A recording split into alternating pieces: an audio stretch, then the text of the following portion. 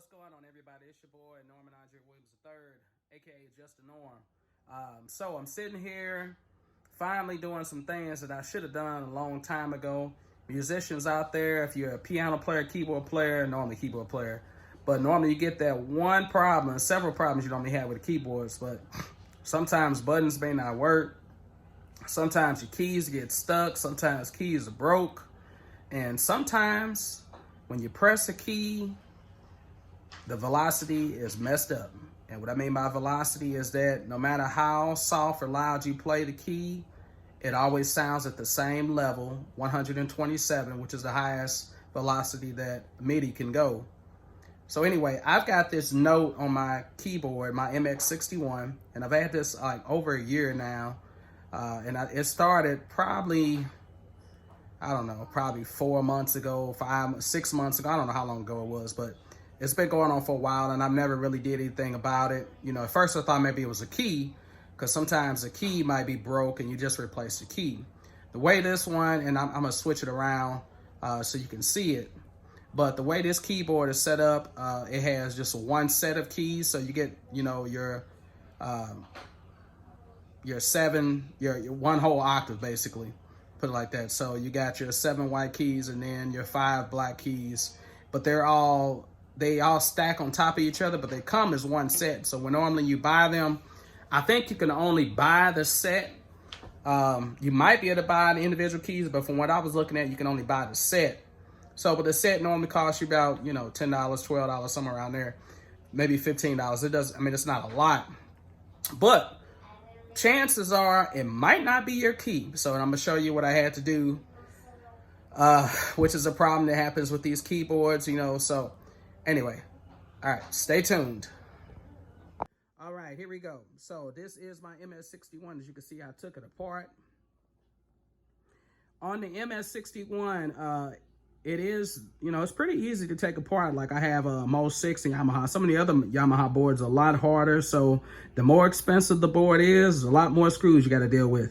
On this one, there's 3 screws on the side. So there's 6, and then there's 1, 2, 3, 4 right here. And then there's, I think it's just 1 on this inside part right here.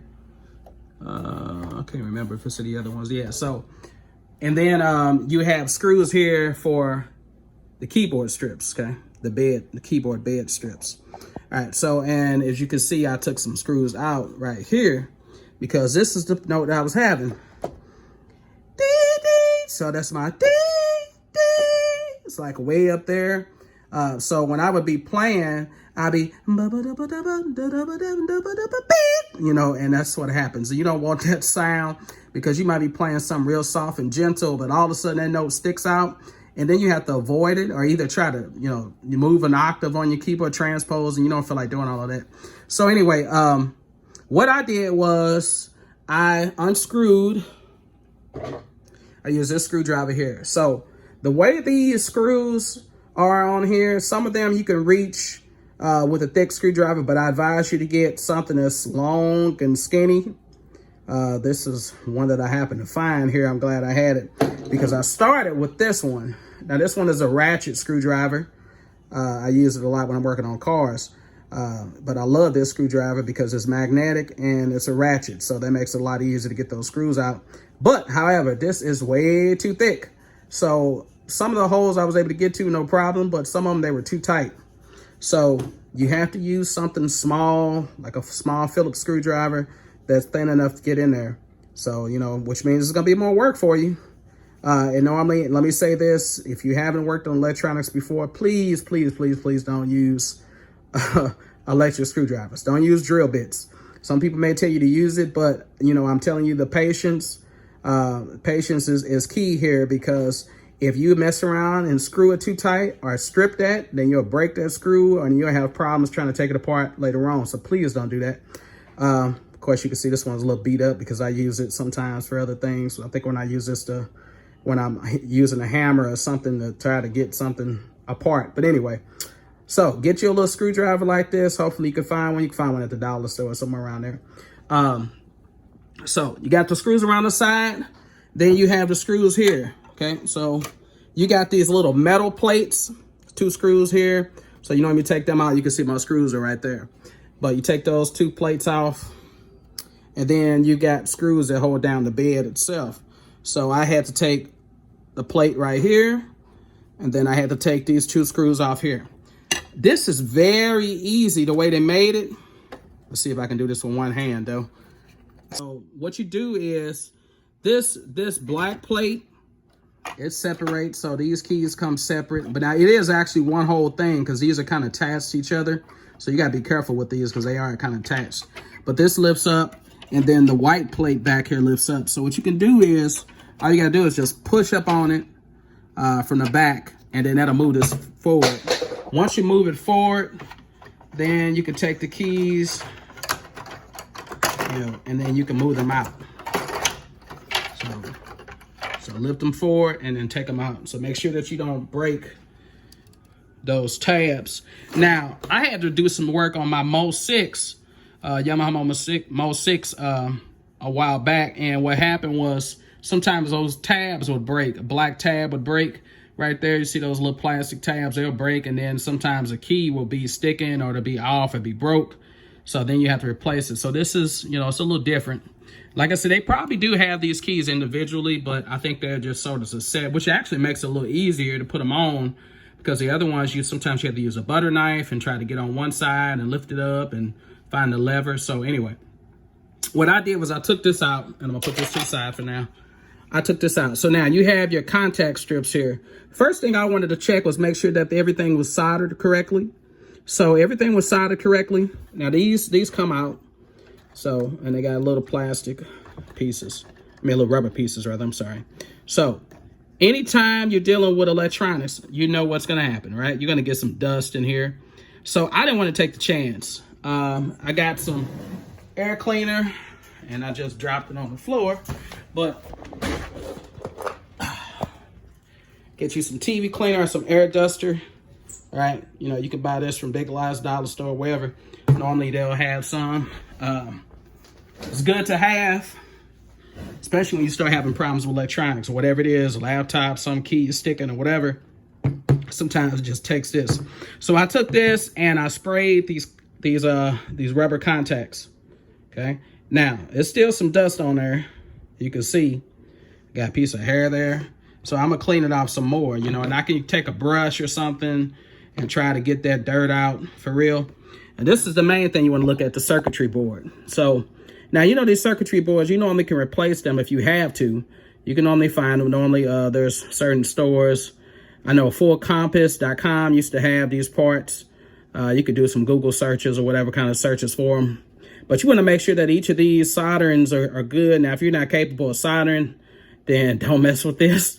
But if you have a soldering iron and some solder, you can, do this, make sure those contacts are in point. Now, this is the key right here that was messing up. Now, I don't know what was going on with it. It felt like it was a little dust right here. Might have been a piece of dirt. I just kind of wiped it off. You could take like a cloth or something like that. You don't want to wet it though, but take like, a dry cloth. I just kind of used my finger and wiped it off. That may work for you. It may not work for you. I don't know. But you can tell there's still some dust in here.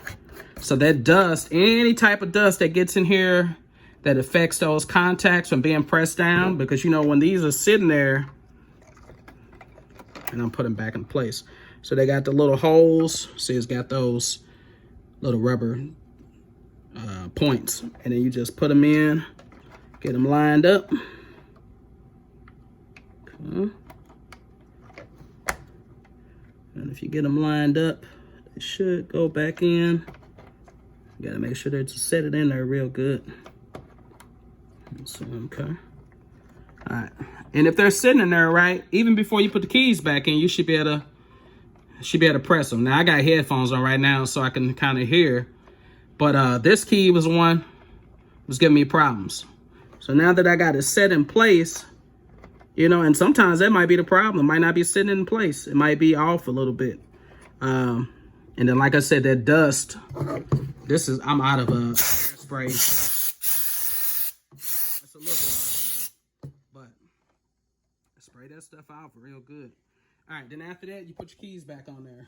So keys, basically when you do it, you want to start from, make sure you get those little hooks in there first. All right, once you get the hooks in there, you should be able to just slide it forward. Okay, slide it forward, and then these are the tabs I was talking about. See the little tab there? So you just push it down. Okay, and it should snap in place over here. Okay, right here. Okay, it looks like that one went in there. Okay. And then you can check and look at it and make sure that they're in all the way. Yeah, they are in all the way. And then you'll know too as well because your keys will look straight. So when I hit this note now, it used to be beep, beep. It used to be real harsh, but now it's beep, beep, beep, beep, beep, beep. And then as I hit it louder, I hit it harder, then it gets louder. You can't really hear the sound right now. I'm sorry, I got headphones on, but I don't have speakers plugged up into it right now. But this is just so I can test it. But I'm just letting you know it fixed the problem. This note right here was driving me crazy because you use D a lot, you know? My E minor 7, my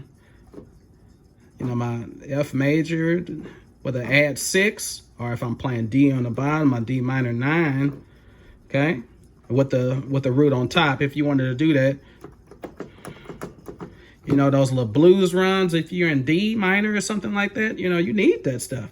But anyway, so if you have a problem with your piano and you're not getting that sensitivity, that intensity level like you need, open it up, try it yourself. And if you need any questions, you need help with something, reach out to me. And there's a lot of other musicians on here that are really great at repairing stuff too as well. So, you know, don't be afraid to reach out.